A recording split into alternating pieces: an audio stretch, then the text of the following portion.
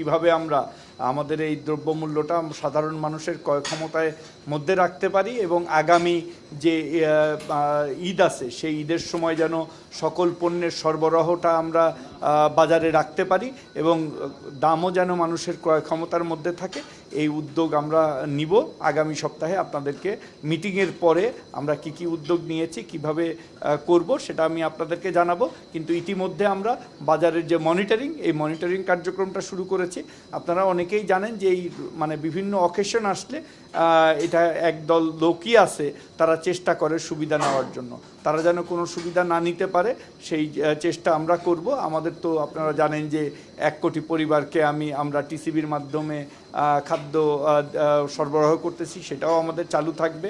আর একটা জিনিস আপনাদেরকে একটু খেয়াল রাখতে হবে যে এই বিভিন্ন রাজনীতিক কারণেও কিন্তু মানে এই দ্রব্যমূল্যের দামটা অনেক সময় হয়। বিশেষ করে এই যে উপজেলা নির্বাচন করতেছে, এই উপজেলা নির্বাচনেও কিন্তু বাজারে অনেক টাকা, নতুন টাকা কিন্তু বাজারে আসতেছে।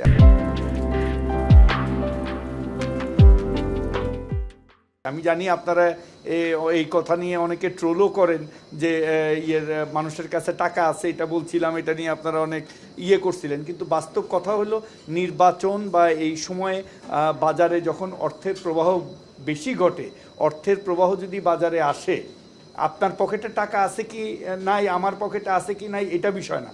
বিষয়টা হলো বাজারে বিভিন্ন সোর্সে কিছু লোকের কাছে কিন্তু এই অ্যাডিশনাল টাকাটা বাজারে আসতেছে, সেটাও কিন্তু আমাদের একটা কারণ।